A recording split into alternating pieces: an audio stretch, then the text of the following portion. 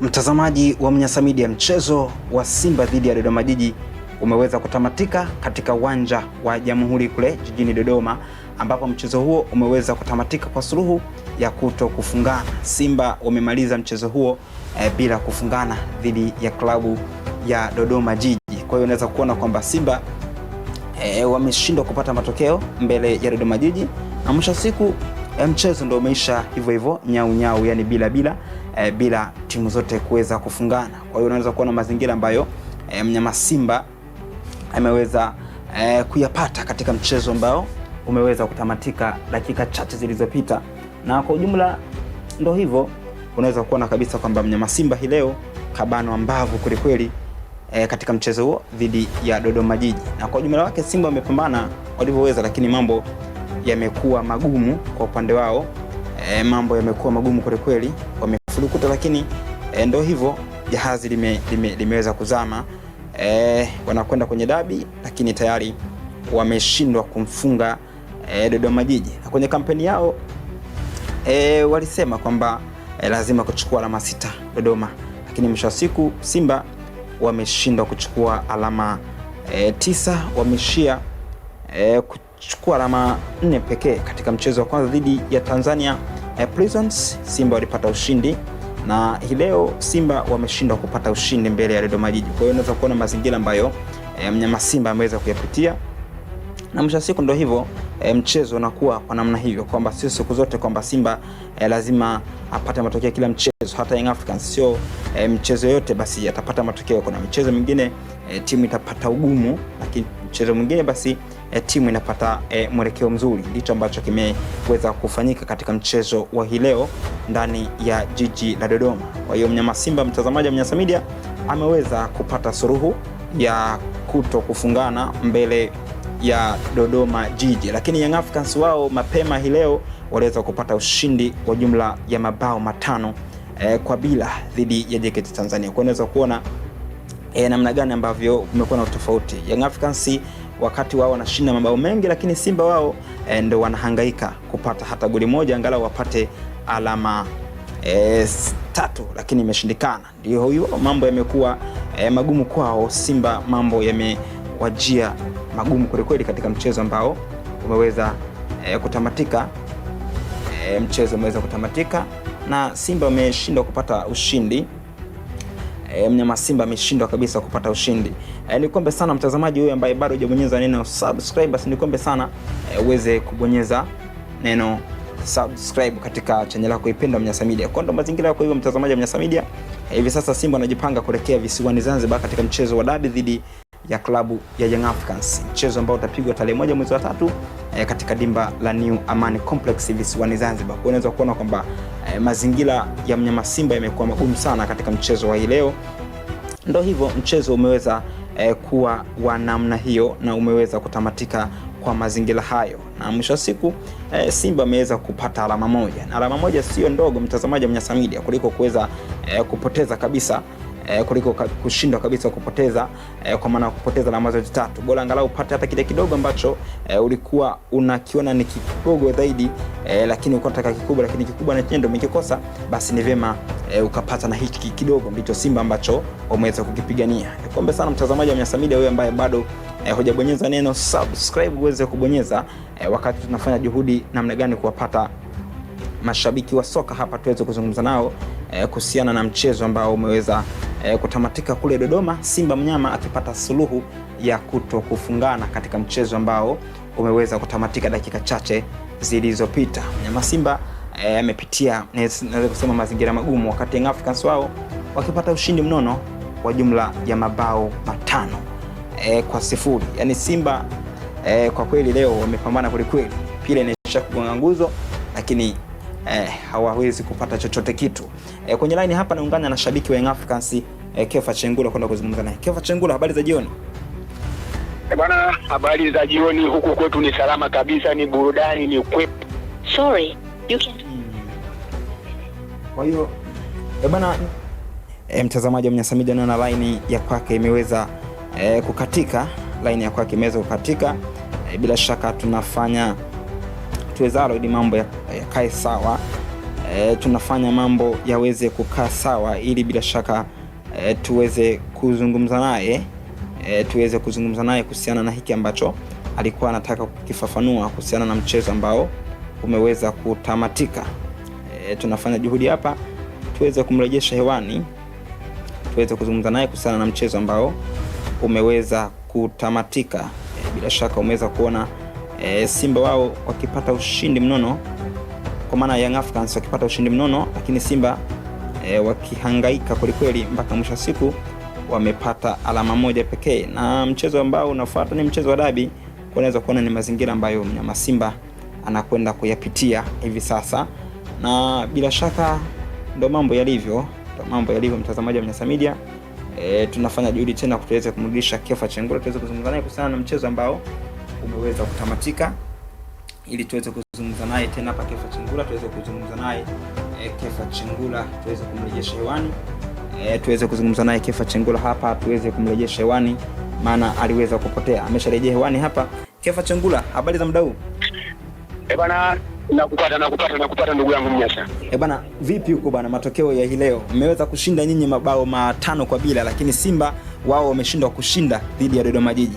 Bana, unajisikiaje hivi sasa mara baada ya hiki ambacho kimeweza kujitokeza? Kwanza nipende kuchukua nafasi hii kuwapongeza na kuwashukuru mashabiki wa Mnyasa TV ambao wanatufuatilia kupitia online. Binafsi kama Kefa Chengula napata wasaa huu wa kuchambua vizuri, kwa sababu michezo yote miwili na kwa ufasaha, na naweza kupata nafasi nzuri ya kuzungumza pande zote mbili, kwa sababu michezo yote miwili nimeiona. Lakini nikianza na mchezo wa awali ambao ulikuwa kati ya Yanga dhidi ya JKT Tanzania, binafsi nipende kuchukua nafasi hii kuwapongeza JKT Tanzania. JKT Tanzania ni moja kati ya timu bora sana hapa Tanzania. Naweza nikawapongeza sana, lakini yawezekana kuna ubora labda quality ndio imeamua matokeo, lakini ukiangalia average ya mchezaji mmoja kiukweli JKT wamekamilika. Walizidiwa tu kwenye makosa madogo ambao walifanya. Yanga wakaja kawasawazisha, wakafanya kweli, wakashinda goli 5. Lakini ukiangalia makosa ni madogo sana, lakini timu ya JKT Tanzania iko vizuri sana. Hata kipindi cha kwanza waliweza kutumudu, lakini kipindi cha pili nafikiri walifanya baadhi ya makosa wakaadhibiwa, na hatimaye tukaweza kushinda goli 5. Goli nyingi sana. Ukiangalia tunaenda kwenye mchezo wa pale Zanzibar. Kwa hiyo sisi kama mashabiki kiukweli tumefarijika, kwa sababu kwa mara iliyopita kwa dhidi ya Namungo tulishinda goli 1. Japokuwa hata leo tumeshinda goli 5, lakini performance yake bado unaona performance bado haijaturidhisha. Kwa hiyo ila tunashinda, lakini performance ile ambayo tulisema hii ni clear performance, tunashinda kwa ushawishi bado, lakini goli 5 tumezipata ni kwa makosa yao JKT Tanzania. Kwa hiyo binafsi nipende kuwapongeza wachezaji wa Yanga na benchi la ufundi kwa kuweza kushinda hizo goli 5. Kiukweli sisi mashabiki tumefarijika sana. Unajua inafika stage wanasema Yanga ni kama jalala. Unajua wanasema ukubwa wa jalala, baya lako zuri lako. Umeelewa? Kwa hiyo tulipokuwa tunapoteza tunapata goli 1 tunalalamikiwa. Tukishinda goli 5 tunalalamikiwa. Tukicheza mchezo mzuri uwanjani tunalalamikiwa. Kwa hiyo mimi nachotaka kusema ni kwamba ukishakuwa mkubwa ni lazima kila kashfa au kila jambo ukitupiwa ulipokee. Kwa hiyo si Yanga tunaamini tushakuwa wakubwa kwa Tanzania. Kwa hiyo kila jambo baya na zuri likitupiwa tunalipokea. Makosa ambayo sisi tumeyafanya yapo. Tumeenda kusema tumeshinda, lakini makosa yapo. Kuna baadhi ya makosa tumeyafanya. Nafikiri mwalimu ameyaona, tutayarekebisha, tutafanya vizuri zaidi kwenye mchezo wa dabi ambao nafikiri umeenda kucheza pale Zanzibar. Binafsi nimefurahi sana, lakini nikija kwenye mchezo wa uliomalizika, kwa sababu mchezo wote mimi nimepata bahati ya kuiona.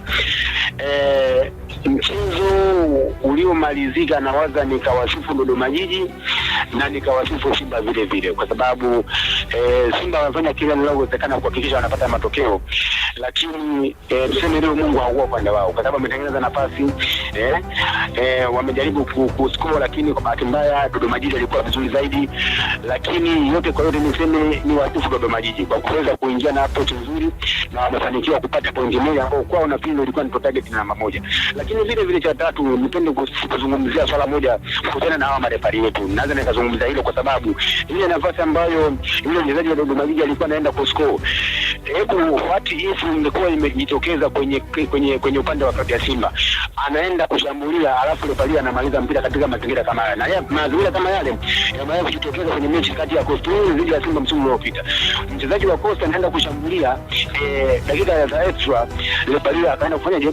Akaenda kumaliza mchezo. Kwa hiyo makosa madogo kama hayo kiukweli marefarii wetu wao wana balance. Hata siku tukitokea klabu ya Simba inaenda kushambulia na bila inaenda kushambulia, refarii akamaliza mchezo. Haya matukio kama haya tu tunakumbukumbu nayo, ili tuwe tunatengeneza reference, ili baadaye zile kaonekana kama klabu moja ikiwa inafanyiwa hivi inapendelewa na klabu hii inapendelewa. Kwa hiyo makosa madogo leo yameathiri klabu ya Simba, lakini ni wapongeza Dodoma Jiji kwa kuweza kutengeneza defense nzuri, kuzuia vizuri na kuweza kutengeneza uwiano mzuri kati ya kushambulia na kudefense. Wamefanikiwa, wamepata alama moja dhidi ya Simba, na kwa klabu ya Simba kupoteza mchezo wa leo kutengeneza jopo la alama 5 dhidi ya Yanga. Kwa hiyo binafsi nataka kuwapa warning Simba kwamba kwenye mchezo wa Zanzibar, mimi ninachotaka kuambia kwamba wachukue alama 3.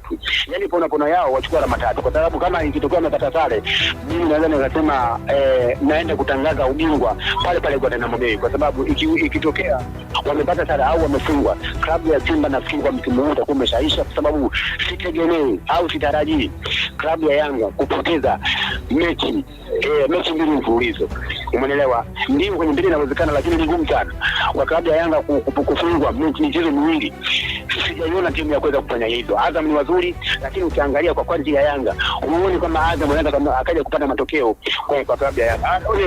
Anaweza kupata labda mzunguko wa kwanza, lakini mzunguko wa pili anaweza sipate matokeo. Bwana Kefa, umeonaje kiwango cha Young Africans leo katika mchezoni dhidi ya JKT Tanzania? Bado. Yaani mimi nianza nazungumza ni mwanachama na shabiki.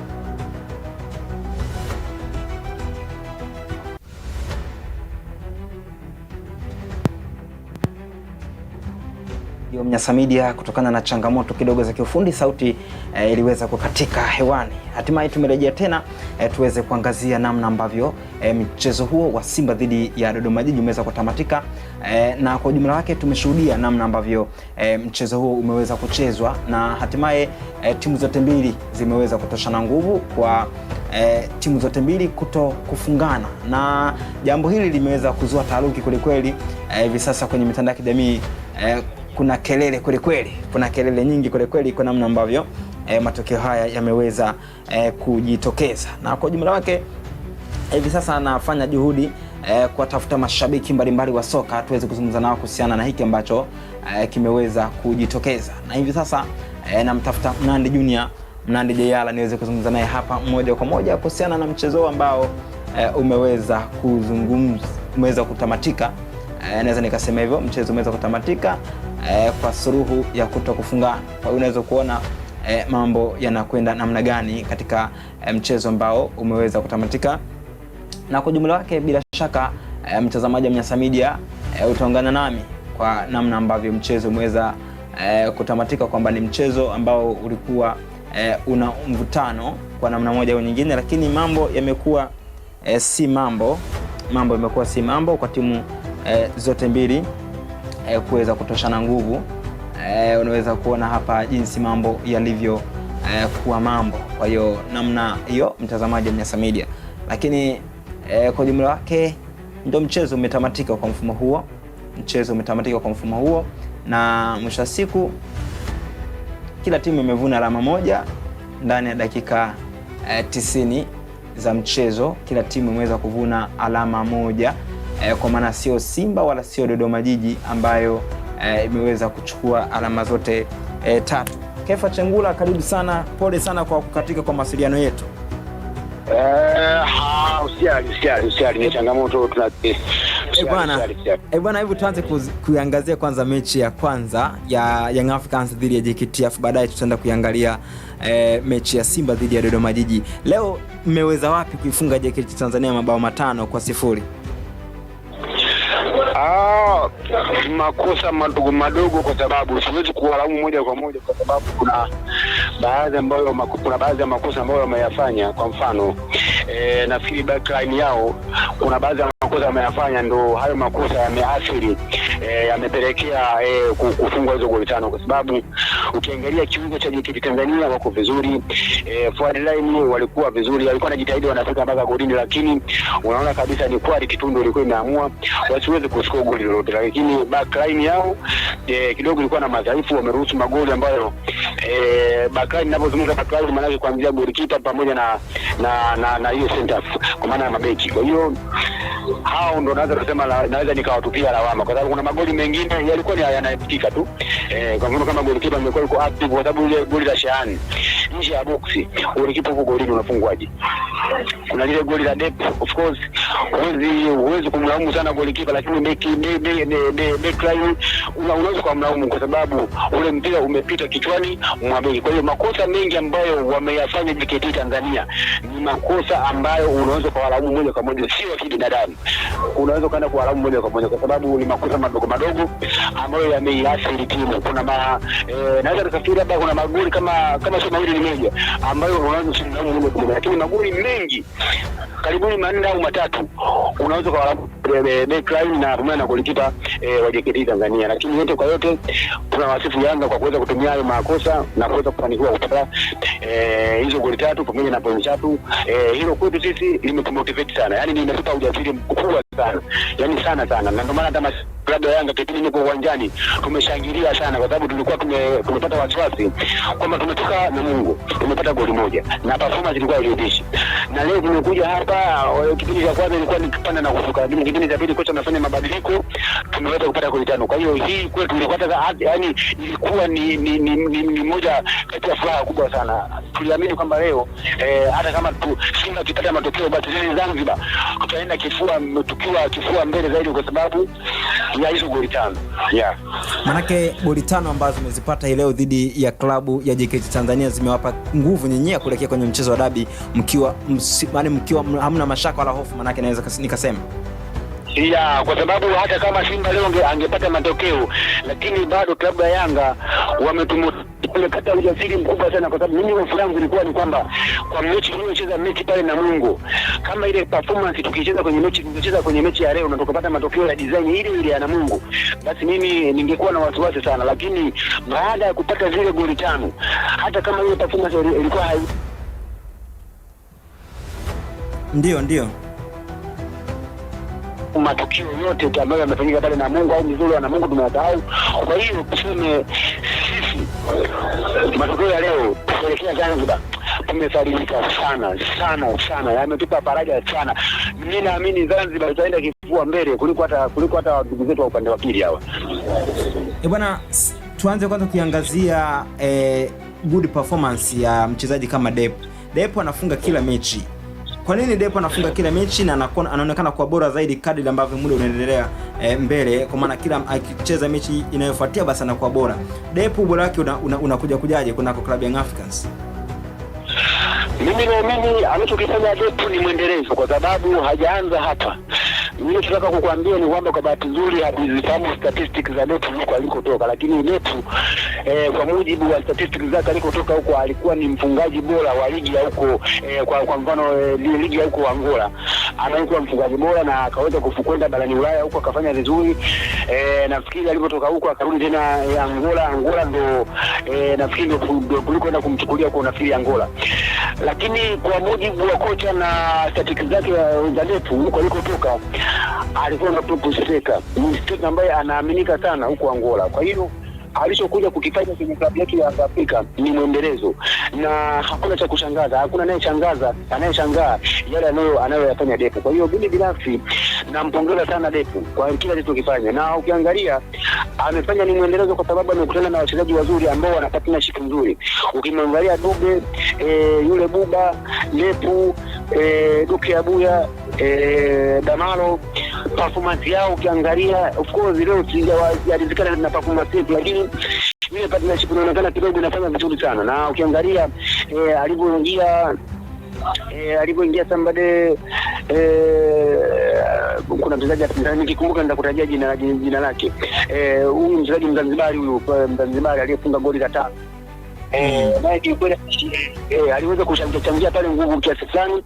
Kwa hiyo mimi nataka kukwambia bwana Mneta, Depo ni mmoja kati ya wachezaji wazuri sana, na mimi nimeshamuona ni kwamba yuko vizuri kwenye mpira ya heli ya kichwa kuliko kwenye footwork, lakini kwenye footwork na score, lakini kwenye kichwa inaonekana ni mtu mmoja hatari sana. Kwa hiyo mimi binafsi ninachotaka kusema ni kwamba tumepata Rugo ni mzuri kwenye mguu, tumempata Depo ni mzuri kwenye vichwa. Kwa hiyo saizi kwenye klabu yetu mimi nafikiri kama kukichangamka wakija watu kama kina Mzizi kina Pakome, mimi nafikiri tutakuwa tumetengeneza bomu ambayo ile bomu la nyuklia ambalo hata kuwepo mtu wa kuja kunizima, kwa namna hao wachezaji tukiweza kupata unafuu.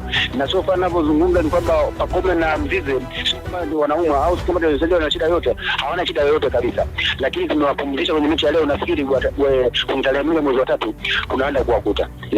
Bwana, twende kwa kwenye upande wa Simba. Simba wamefeli wapi leo mpaka wanashindwa kupata matokeo mbele ya Dodoma Jiji? Ni kwamba Dodoma Jiji walikuwa bora zaidi kuliko mnyama Simba? Hapana, Simba ilikuwa vizuri kuliko Dodoma Jiji, lakini Dodoma Jiji mimi nataka kusema ni kwamba alimsoma Simba jinsi alivyo. Ukiangalia kadi performance kuanzia dakika ya kwanza mpaka dakika 90, Simba alikuwa ameshambulia kwa ufanisi mkubwa sana, lakini bahati haikuwa kwao, na wameweza kutengeneza nafasi, lakini zile nafasi wameshindwa kuscore. Kwa mimi binafsi nawapongeza Simba na ninampongeza Dodoma Jiji kwa kuweza kutengeneza hizo nafasi, kwa kuweza kutengeneza nafasi, naye ameshindwa kufanya kweli, kwa sababu kuna baadhi ya nafasi kama 2-3 walitengeneza, lakini wameshindwa kuzifanyia kazi. Kwa hiyo mimi binafsi nawalaumu sana Dodoma Jiji, lakini vile nawalaumu sana vile kwenye upande wa klabu ya Simba kwa zile nafasi ambazo wamezitengeneza, lakini yote kwa yote nawapongeza Dodoma Jiji, lakini nawalaumu kiasi chake klabu ya Simba, kwa sababu kwa zile nafasi kama wangezipata lazima tungekuwa tunazungumza mambo mengine. Kwa hiyo kwa Dodoma Jiji kiufundi ni kwamba leo walikuja kwa ajili ya kutafuta alama moja, kwa sababu sikuona mazingira ya kusema wanaenda kutafuta ushindi, kwa sababu walikuwa wanajilinda na kushambulia, lakini kushambulia kwa kushtukiza. Kuna baadhi ya matukio 2-3 ambayo ya ushambulizi, wamejitahidi, lakini unaona kabisa plani yao ilikuwa ni ku defense. Umeona ile kupanda ilikuwa ni hapa na pale. Kwa hiyo wameweza kufanikiwa kupata alama moja, kwao ni furaha, lakini kwa klabu ya Simba kiukweli ni aibu, imeonekanika ni fedheha, kwa sababu nimemwona mchezaji kama Aulia na mchezaji kama Selemani Mwalimu, kiukweli wameumia sana wachezaji wa klabu ya Simba wameumia sana. Lakini mimi nafikiri Waswahili wanasema dhahabu iwe imara au iwe angavu lazima ipitishwe kwenye tanuri la moto. Kwa hiyo mimi nawapongeza wameteweza, wanyanyuke, waendelee na safari. Bana, neno lako la mwisho kuelekea mchezo wa dabi, mnajipangaje Young Africans kwenda kwa kabili Simba ambao watakuwa bila shaka wana hasira zaidi dhidi yenu? Mimi nafikiri kwa sasa ninataka kuwaombeni kwamba waweze kufanikiwa kushinda mechi zao zilizobakia, kwa sababu kama wakidondosha tena alama kwenye mchezo huu wa sasa, sidhani kama watakuwa tena na